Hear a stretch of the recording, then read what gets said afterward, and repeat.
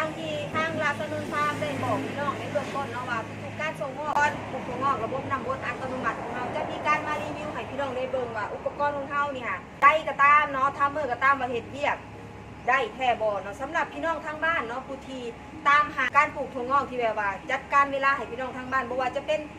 หนึ่งแหละการรดน้ำเนาะพี่น้องก็จุกจิกวุ่นวายเนาะพี่น้องเมื่อพี่น้องมีเวียกกับบ่มีเวลามารดน้ำก้อนปลูกถั่วงอกสุดนี้นะจะซอยจัดการเวลาให้พี่น้องอุปกรณ์ของเขาเนี่ยใส่งานก็ง่ายพี่น้องแล้วก็สถานที่จัดวางกับบ้านนี่เลยพี่น้อง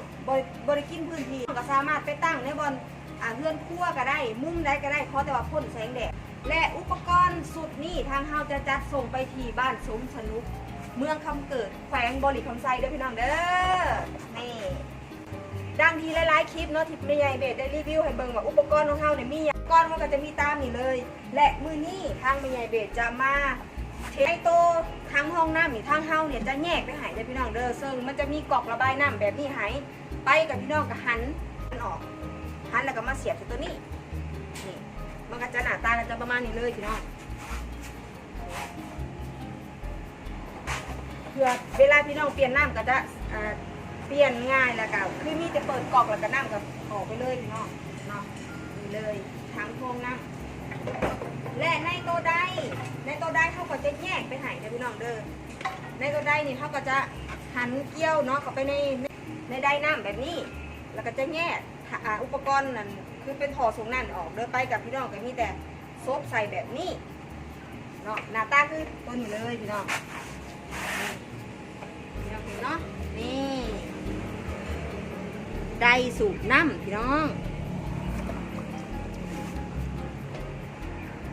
ขั้นตอนการใส่งานแต่เที่ยงใจพี่น้องเอาทัมเมอร์เนาะทัมเมอร์อันนี้ก็ปลั๊กได้กับเสียบเข้ากันพี่น้องนี่เอาไปเสียบกับไฟบ้านเพียงเท่านี้ก็สามารถปลูกถั่วงอกได้แล้วพี่น้องและในโต๊ะทั้งของเฮาเนาะสามารถปลูกถั่วงอกได้ถึง27กิโลเด้อพี่น้องเด้อนี่ทั้งเบอร์2พี่น้องตรงนี้เลยถึงเวลาที่พี่น้องรอคอยเลยเนาะว่าอุปกรณ์ของเฮาเนี่ยจะเป็นแบบไหนมาเราไปกันเลยพี่น้องนี่เฮ็ดเปียกปกติปลูกน้ำแบบได้แบบพอเพียงเลยพี่น้องนี่กำลังแห้งน้ำกับแห้งส่วนในโต๊ะทัมเมอร์ทางเฮาจะตั้ง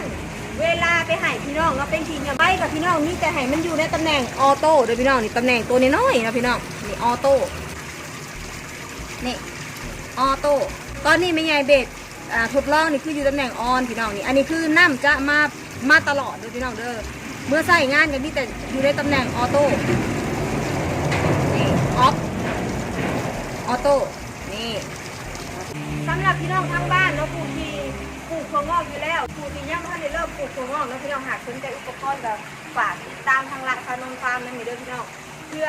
ให้พี่น้องทั้งบ้านของเราเนี่ยได้มีอุปกรณ์ที่เป็นตัวช่วยในการเฮ็ดเวียกให้พี่น้องทั้งบ้านเอาอีกเรื่องหนึ่งคือถ้าพี่น้องสนใจเกี่ยวกับการปลูกถั่วงอกบ่มีประสบการณ์บ่เคยมีความรู้เกี่ยวกับการปลูกถั่วงอกต้องฝากติดตามทางราชนนท์ฟาร์มเด้อพี่น้องเด้อสำหรับที่นี่ในเบสจะขอโตไปแพ็คอุปกรณ์ตัวนี้ให้พี่น้องทั้งบ้านกันเด้อ